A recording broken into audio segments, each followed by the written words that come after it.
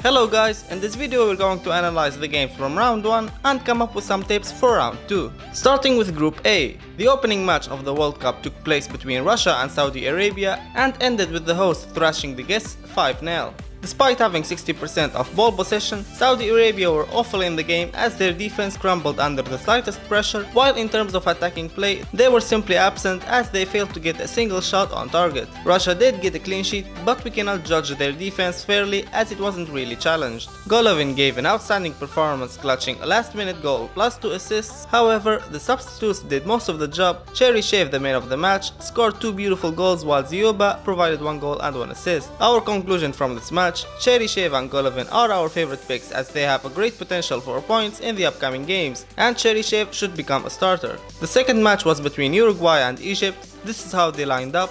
The match ended with a last-minute winner for Uruguay. It was a disappointing game in general. Both teams were mediocre, with Uruguay being a little more active offensively. Egypt's goalkeeper Ashenawi won man of the match for making some good saves, but for your fantasy team's sake you ought to buy either Jimenez, who was defensively decisive besides scoring the winner, or Cavani, who made 5 shots, 3 of them on target out of a total of 4 for his team.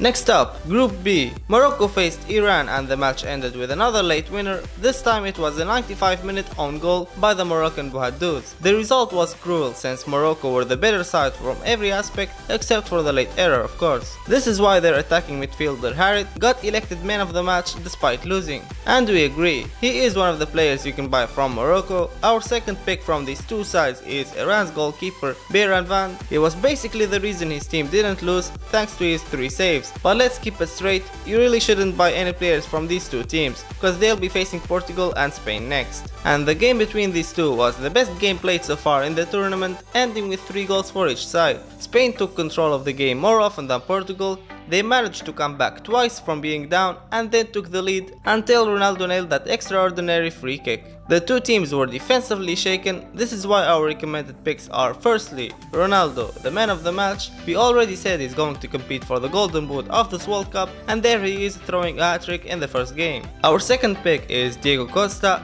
He on the other hand scored a brace. He was a threat every time he received the ball, and I'm sure he'll be scoring more against Morocco and Iran. Moving on to Group C. France struggled against Australia offensively, but defended well and managed to secure the win, so I think we can still rely on their defenders and goalkeeper to get clean sheets in the upcoming games. Australia's goal came from a penalty as well, when Umtiti foolishly committed a handball in the box. Other than that, Australia produced only 1 shot on target in 90 minutes, while Griezmann alone had 5 besides scoring the penalty and was deservedly chosen man of the match. So he has to be one of our recommended players from the French squad, alongside Pogba, whose goal was later considered an own goal to Australia. The second game of the group involved Peru and Denmark. Peru were more threatening and created 18 attempts, including 6 shots on target, but Denmark were more effective and netted the only goal of the game to secure a valuable 3 points. They are expected to do the same against Australia and guarantee their qualification ticket to the round of 16. Man of the match was Poulsen after scoring the only goal,